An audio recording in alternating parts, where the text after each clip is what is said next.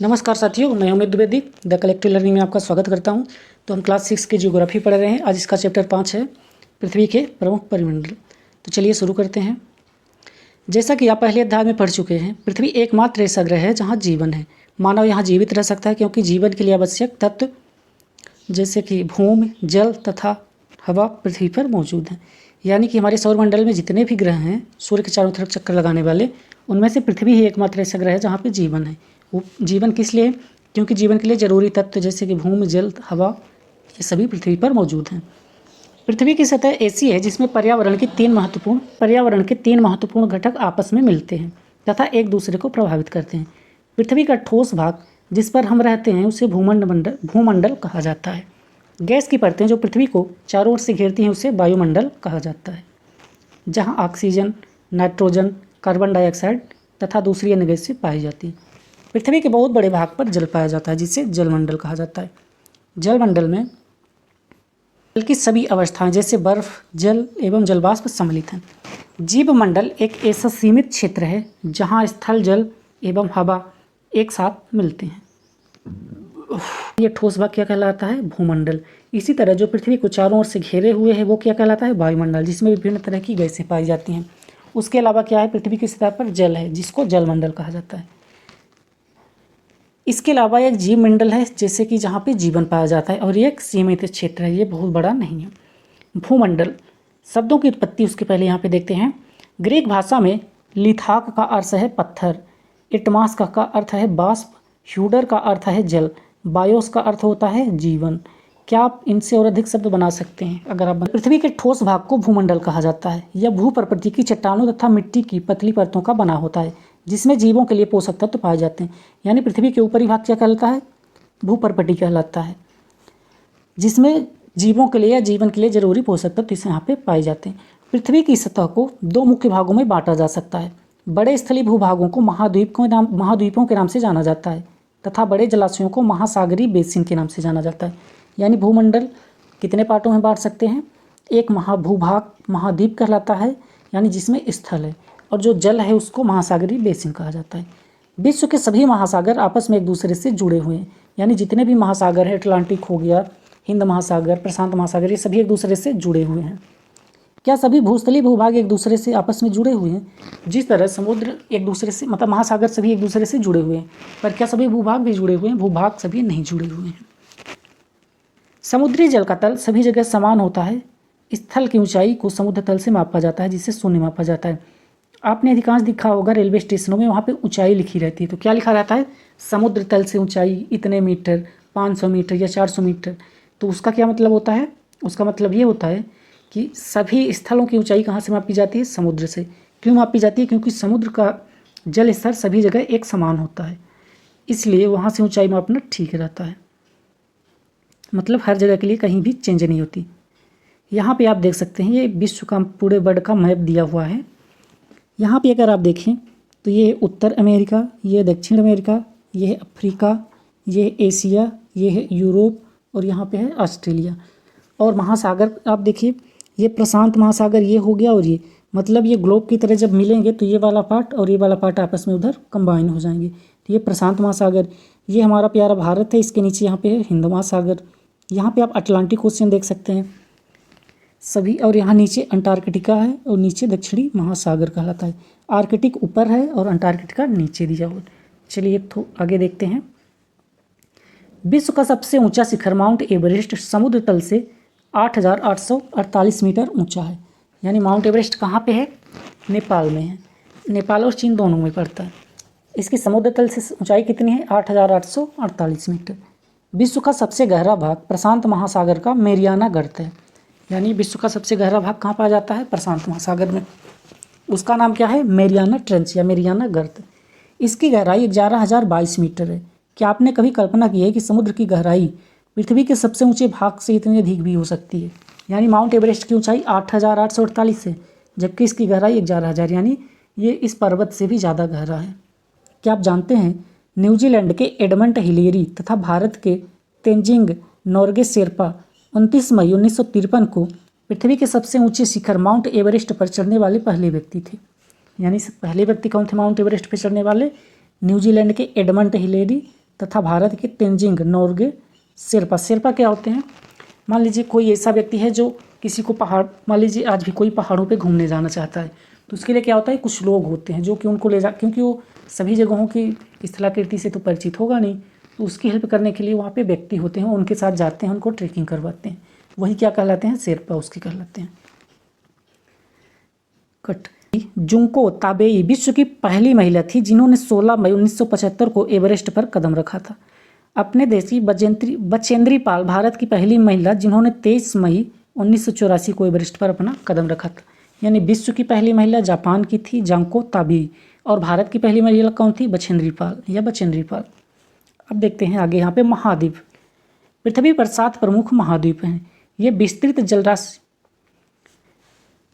के द्वारा एक दूसरे से अलग हैं, यानी कि सभी समुद्रों के द्वारा एक दूसरे से ये सभी भूखंड अलग होते हैं। ये महाद्वीप कौन कौन से हैं? एशिया हो गया, यूरोप, अफ्रीका, उत्तर अमेरिका, दक्षिण अमेरिका, ऑस्ट्रेलिया तथा अंटार्कटिका। विश्व के मानचित्र को देखिए और ध्यान दीजिए कि स्थल का बहुत बड़ा भाग उत्तरी गोलार्ध में पाया जाता है। यानी ग्लोब या विश्व का मानचित्र जब भी आप देखेंगे या विश्व का मैप जब भी आप देखेंगे तो भूमध्य रेखा जो होती है उसके ऊपर देखेंगे तो अधिकतम यानी महाद्वीप जो भी पाए जाते हैं वो उत्तरी गोलार्ध में पाए जाते हैं, दक्षिणी गोलार्ध में बहुत ही कम पाए जाते हैं। एशिया विश्व का सबसे बड़ा महाद्वीप है। एशिया यानी जिसमें हमारा भारत भी है, यह क्या है? विश्व का सबसे बड़ा महाद्वीप है। यह पृथ्वी के कुल क्षेत्रफल का 1/3 भाग में फैला हुआ है। यानी कि पृथ्वी का जितना भी भाग है पृथ्वी का जितना भी भूमंडल है उसका 1/3 भाग ये है। यह महाद्वीप पूर्वी गोलार्ध में स्थित है। कर्क रेखा इस महाद्वीप से होकर गुजरती है, यानी एशिया महाद्वीप से कर्क रेखा होकर क्रॉस होती है। एशिया के पश्चिम में यूराल पर्वत है जो इसे यूरोप से अलग करता है। यूरोप एवं एशिया के संयुक्त भाग को यूरेशिया, यूरोप प्लस एशिया कहा जाता है। यूरोप एशिया से बहुत छोटा है। यह महाद्वीप एशिया के पश्चिम में स्थित है। आर्कटिक वृत्त इससे होकर गुजरता है। आर्कटिक वृत्त ग्लोब में आप देखेंगे उत्तरी गोलार्ध में ऊपर की तरफ है, तो ये आर्कटिक वृत्त इससे होकर गुजरता है। यह 3 तरफ से जल से घिरा हुआ है। विश्व के मानचित्र को देखिए एवं स्थिति का पता लगाइए। आप विश्व का मानचित्र जब भी देखेंगे आपको इस तरह से दिखेगा। अफ्रीका एशिया के बाद विश्व का दूसरा सबसे बड़ा उपमहाद्वीप अफ्रीका है। विषुवत वृत्त या 0 अक्षांश इस महाद्वीप के लगभग मध्य भाग से होकर गुजरती है। अफ्रीका का बहुत बड़ा भाग उत्तरी गोलार्ध में स्थित है। आप चित्र में आप देखिए, आप पाएंगे यही एक ऐसा उपमहाद्वीप है जिससे होकर कर्क रेखा, विषुवत रेखा तथा मकर रेखा तीनों रेखाएं गुजरती है। यानी कि तीनों रेखाएं एक साथ कहाँ से गुजरती हैं? वो कौन सा कॉन्टिनेंट है? अफ्रीका है। सहारा के रेगिस्तान विश्व का सबसे बड़ा गर्म रेगिस्तान है जो कि अफ्रीका में स्थित है। यह महाद्वीप चारों तरफ से समुद्रों एवं महासागरों से घिरा है। अच्छा, विश्व की सबसे लंबी नील नदी अफ्रीका से होकर गुजरती है। अफ्रीका का मानचित्र देखिए तथा बताइए कि कर्क रेखा, मकर रेखा तथा विषुवत रेखा वृत्त इसके किस किस भागों से होकर गुजरती है। यानी अफ्रीका के बारे में क्या है, यहाँ से तीनों रेखाएं गुजरती हैं, कर्क, मकर और विषुवत रेखा। नील नदी यहाँ पे बहती है और विश्व का सबसे बड़ा रेगिस्तान सहारा ये इसी कॉन्टिनेंट में पाया जाता है। फिर उसके बाद है उत्तर अमेरिका। विश्व का तीसरा सबसे बड़ा महाद्वीप उत्तर अमेरिका। यह दक्षिण अमेरिका से एक सक्रिय स्थल से जुड़ा है जिसे पनामा जल संधि कहा जाता है। एग्जाम में पूछ लेता है कि पनामा जल संधि कहाँ है, तो कहाँ पे है? ये उत्तर अमेरिका और दक्षिण अमेरिका को जोड़ती है। यहाँ पे पनामा जल संधि। सबसे बड़ा कॉन्टिनेंट कौन सा है? एशिया का। सबसे बड़ा कॉन्टिनेंट एशिया है, उसके बाद अफ्रीका, उसके बाद उत्तरी अमेरिका है कहा जाता है। यह महाद्वीप पूरी तरह से उत्तरी एवं पश्चिमी गोलार्ध में स्थित है। यह महाद्वीप 3 महासागरों से घिरा है। क्या आप इन महासागरों के नाम बता सकते हैं? इधर है प्रशांत महासागर, इधर है अटलांटिक महासागर, नॉर्थ अटलांटिक और साउथ अटलांटिक। ठीक है। दक्षिण अमेरिका का फिर है दक्षिण अमेरिका, अगला कॉन्टिनेंट। दक्षिण अमेरिका का अधिकांश भाग दक्षिणी गोलार्ध में स्थित है। इसके पूर्व एवं पश्चिम में कौन से 2 महासागर स्थित हैं? तो इसका पूर्व इधर होगा, इधर अटलांटिक महासागर है ओशन, और ये पश्चिम में कौन सा है? पैसिफिक ओशन या प्रशांत महासागर स्थित है। विश्व की सबसे लंबी पर्वत श्रृंखला एंडीज इसके उत्तर से दक्षिण की ओर फैली हुई है। एंडीज पर्वत श्रृंखला इस तरह से इस साइड में इस तरह से फैली हुई है। दक्षिण अमेरिका में विश्व की सबसे बड़ी नदी अमेजन बहती है। अमेजन यहाँ पे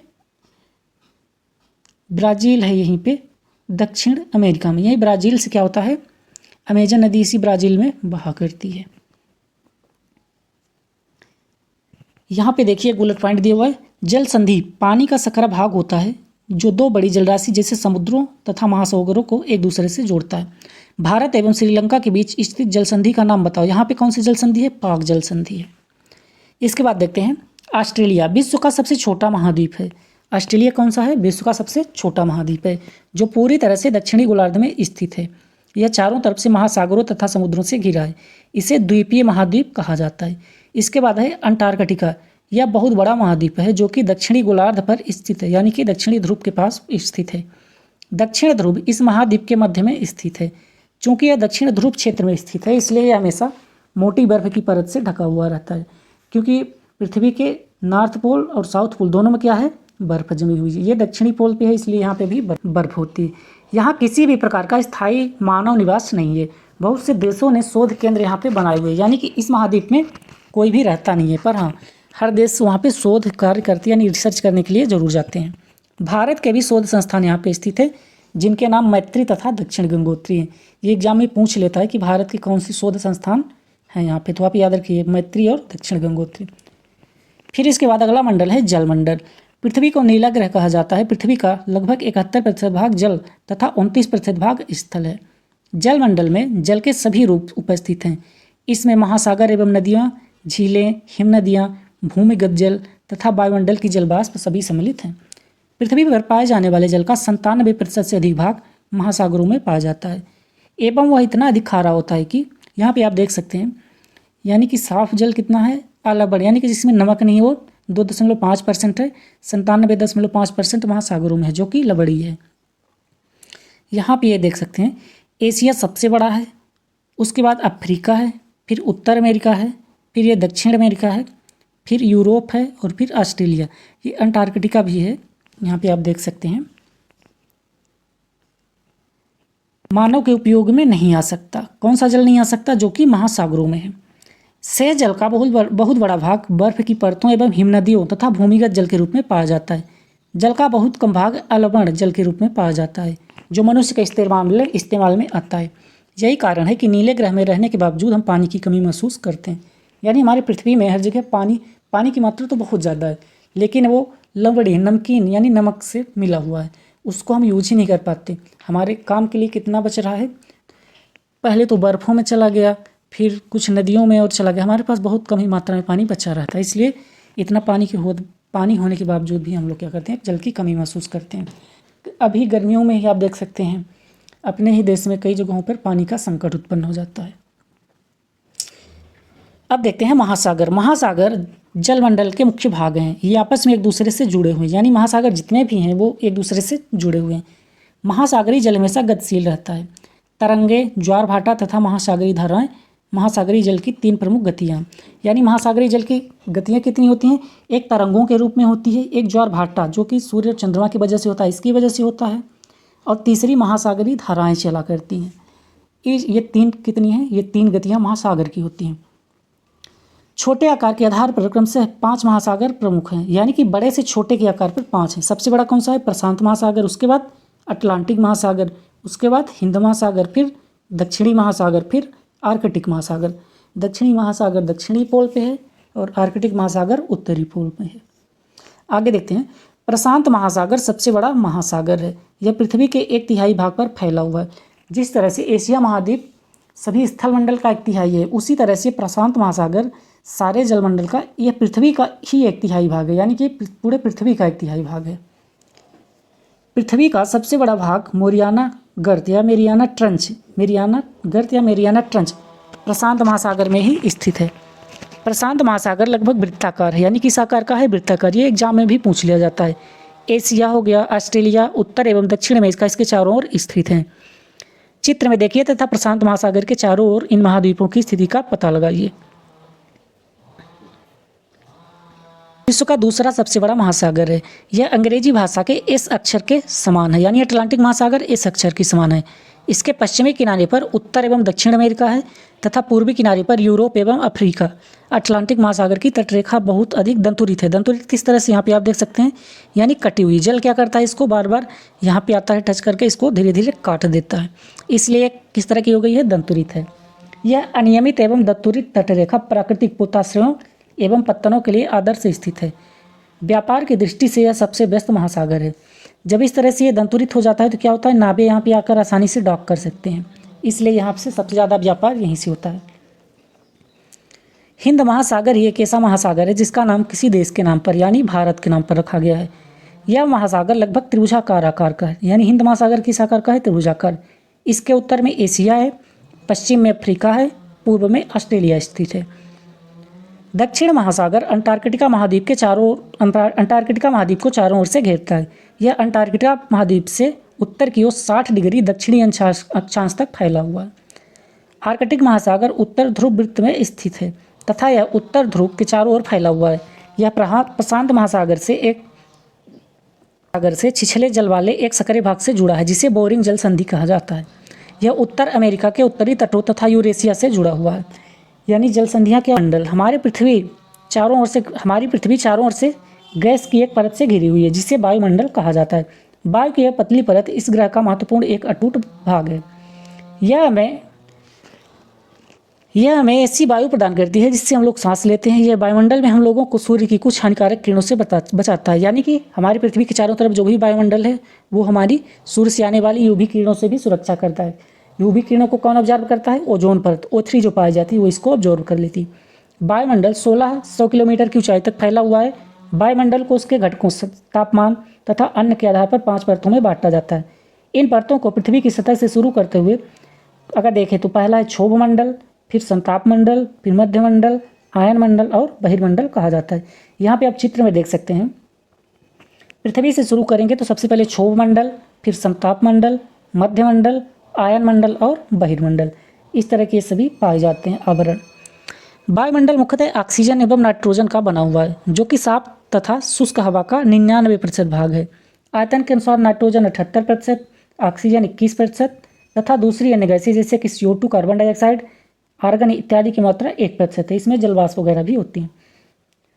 ऑक्सीजन सांस लेने के लिए आवश्यक है जबकि नाइट्रोजन प्राणियों की वृद्धि के लिए आवश्यक है। तो याद रखिएगा नाइट्रोजन किस लिए उपयोगी होती है, वृद्धि के लिए। आप पेड़ पौधों में भी नाइट्रोजन का छिड़काव करते हैं। नाइट्रोजन के छिड़काव के लिए खाद वगैरह डाली जाती है। तो नाइट्रोजन से वृद्धि होती है और ऑक्सीजन जीवनदायिनी गैस है, जीने के लिए ऑक्सीजन। कार्बन डाइऑक्साइड यद्यप बहुत कम मात्रा में है लेकिन यह पृथ्वी के द्वारा छोड़ी गई ऊष्मा को अवशोषित करती है जिससे पृथ्वी गर्म रहती है। यह पौधों की वृद्धि के लिए भी आवश्यक है। आज के समय में इतने सारे कारखाने, गाड़ी, वाहन चलने लगे हैं, इसकी वजह से CO2 की मात्रा बढ़ने लगी जो कि ग्रीन हाउस का प्रभाव, जिसकी वजह से क्या हो रहा है, ग्रीन हाउस का प्रभाव बढ़ रहा है जो कि नुकसानदायक है। जबकि बेसिकली अगर देखा जाए तो CO2 हमारे लिए ज़रूरी भी है क्योंकि जो CO2 होती है वो क्या करती है, दिन के समय जो भी सन की लाइट आती है उसको ऑब्जॉर्व कर लेती है और रात के समय क्या करती है, उसको ऑब्जॉर्व करके अपने पास रखे रहती है, जिससे रात में जब सन की लाइट नहीं होती तो भी यहाँ पे क्या होता है, गर्मी रहती है। अगर CO2 उसको सोख कर ना रखे तो क्या होगा, जिस तरह चाँद में, चंद्रमा में आप देखते हैं जिधर लाइट नहीं पड़ती उधर क्या होता है, बहुत ज़्यादा ठंड होती है। उसी तरह अगर पृथ्वी पे CO2 ना होती तो क्या होता, यहाँ पे भी रात के समय में इतनी ठंड पड़ जाती, इतनी ठंड अचानक से होने लगती कि यहाँ पे इंसान रह ही नहीं सकते थे। तो इसके लिए क्या होना चाहिए, ज़रूरी था कि CO2 उसको सोख करके अपने पास रखे और यही काम CO2 करती है। लेकिन कम मात्रा में हो तब, जब इसकी मात्रा बढ़ने लगती है तो ये ज़्यादा अवशोषित करके रख लेती है, इसकी वजह से ग्रीन हाउस प्रभाव पड़ने लगता है। यानी कि ज़रूरी CO2 भी है पर आवश्यकता से अधिक नहीं। उसके अलावा CO2 को पेड़ भी अवशोषित करते हैं, इसलिए पेड़ों को लगाना जरूरी है। पेड़ आप भी लगाइए। ऊंचाई के साथ वायुमंडल के घनत्व में भिन्नता आती जाती है। घनत्व समुद्री तल पर सबसे अधिक होता है, यानी कि जैसे जैसे आप ऊंचे चले जाते जाएंगे वैसे इसका घनत्व कम होता जाएगा।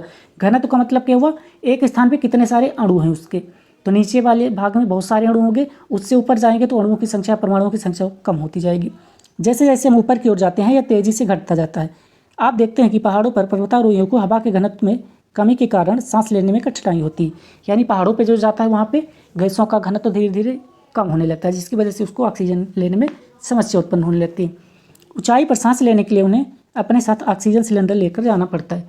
जैसे जैसे हम ऊपर की ओर जाते हैं तापमान भी घटता जाता है। वायुमंडल पृथ्वी पर दबाव डालता है, यह एक स्थान से दूसरे स्थान पर अलग अलग होता है। कुछ क्षेत्रों में हमें अधिक दाब महसूस होता है जबकि कुछ क्षेत्रों में कम। वायु उच्च दाब से निम्न दाब की ओर बहती है। गतिशील वायु को पवन कहते हैं। यानी कि वायु किस प्रकार चलती है, हम लोग बच्चों में सोचा करते थे कि हवा जो है पौधों के माध्यम से चलती है, पौधे हवा चलाते हैं, जबकि ऐसा कुछ नहीं होता। वायु चलती कैसी है, उच्च दाब से निम्न दाब की ओर। मान लीजिए जहाँ पे ठंड है वहाँ पे उच्च दाब, और जहाँ पे गर्म है वहाँ पे निम्न दाब होता है। गर्मियों में आपने देखा होगा एक घूमता हुआ बवंडर सा उठता है, यानी वहाँ पे जब ज़्यादा धूप पड़ती है तो क्या होता है, वहाँ की गैसें ऊपर उड़ जाती हैं। जब वहाँ की गैसें ऊपर उड़ गई तो वहाँ पे क्या होता है, निम्न दाब बन जाता है। तो बाहर की गैसें जहाँ पे उच्च दाब है और निम्न दाब की वो धीरे धीरे चलना शुरू कर देती हैं। इस तरह से चारों दृष्टि होने लगती हैं तो यहाँ पे घूमने लगता है सर्कुलर, उसमें यही फिर धीरे धीरे क्या बन जाता है, बवंडर बन जाता है। तो यहाँ पे आप ये चित्र देख सकते हैं कितना अच्छा दिखाया गया है। जलमंडल, यहाँ पे वायुमंडल है, यहाँ पे स्थलमंडल है। ये कोई शहर है या गांव जो भी है, बड़ा अच्छा दिख रहा है। यहाँ पे एक तालाब देख सकते हैं, हाथी है, यहाँ पे ये लायन भी है, ये राइनो भी है, ये एक पशु है, बैल है, और यहाँ पे फूल है, ये कछुआ भी है, कई और चीज़ें हैं, फिश मछलियाँ वगैरह, मतलब हर चीज़ों के बारे में यहाँ पे दिखाया गया है कि जीव मंडल में क्या होते हैं। अब अगला है जीव मंडल।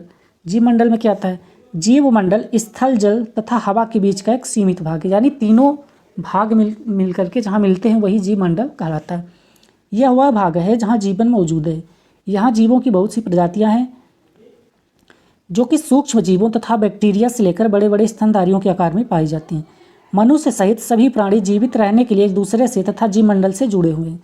यानी हम लोगों को लगता है कि एक दूसरे से अलग हैं, पर यहाँ पे ये दिया गया कि सभी जीव, जितने भी जानवर, जीव, पेड़ पौधे हैं, सभी एक दूसरे से जुड़े हुए हैं किसी न किसी तरीके से। कैसे, जैसे कि हवा ऑक्सीजन के लिए या प्रकृति से कोई चीज़ प्राप्त करने के लिए किसी न किसी माध्यम से एक दूसरे से सभी जुड़े हुए हैं। जीव मंडल के प्राणियों को मुख्यतः दो भागों, जंतु जगत एवं पादप जगत में विभक्त किया जा सकता है। पृथ्वी के तीनों परिमंडल आपस में पारस्परिक क्रिया करते हैं तथा एक दूसरे को किसी न किसी रूप में प्रभावित करते हैं। उदाहरण के लिए लकड़ी तथा खेती के लिए वनों को काटा जाए तो इससे ढलुआ भाग पर मिट्टी का कटाव तेजी से होने लगता है। इसी प्रकार प्राकृतिक आपदाएं जैसे भूकंप से पृथ्वी की सतह में परिवर्तन हो जाते हैं, यानी कि एक दूसरे पर प्रभाव पड़ते ही है। हाल ही में सुनामी के कारण अंडमान एवं निकोबार द्वीप समूह का कुछ भाग पानी में डूब गया। ये एनसीईआरटी बहुत मतलब पहले ही लिखी गई होगी, तो यहाँ पे यही इसलिए दे दिया गया कि हाल ही की, जबकि ये घटना बहुत पहले की।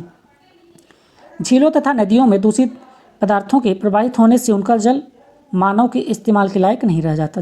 जब बाढ़ आ जाते हैं तो क्या होता है, सभी जल वगैरह प्रदूषित हो जाते हैं, तो इससे वो हमारे इस्तेमाल के लायक नहीं रह जाते। यह जल दूसरे जीवों को भी नुकसान पहुंचाता है। उद्योग हो गया, तापीय विद्युत संयंत्रों तथा गाड़ियों का उत्सर्जी पदार्थ वायु को प्रदूषित करता है।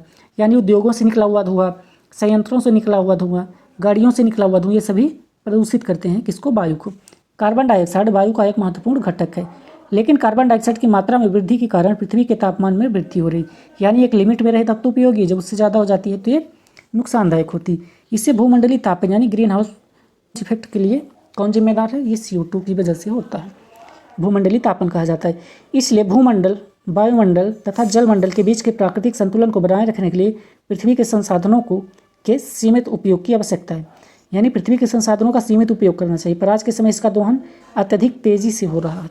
यहाँ पे कुछ क्वेश्चन दिए हुए हैं जिसको आप कर सकते हैं अगर आपने एनसीईआरटी का लेक्चर अच्छे से देखा। जैसे कि कौन सी पर्वत श्रृंखला एशिया को यूरोप से अलग करती है, तो कौन सी है, यूराल। उत्तर अमेरिका दक्षिण अमेरिका कैसे जुड़ते हैं, ये एक स्थल संधि के द्वारा जुड़ते हैं। वायुमंडल में किस गैस का प्रतिशत सर्वाधिक है, नाइट्रोजन। पृथ्वी का कौन सा भाग ठोस चट्टानों का बना हुआ है, थलमंडल। सबसे बड़ा महाद्वीप कौन सा है, एशिया है। तो ये चैप्टर हमारा यहीं पे समाप्त होता है। बाकी क्वेश्चन आप देख सकते हैं, अगर आपने एनसीईआरटी अभी तक का लेक्चर ठीक से देखा होगा तो ये सभी क्वेश्चन आपके लिए आसान है, ठीक है।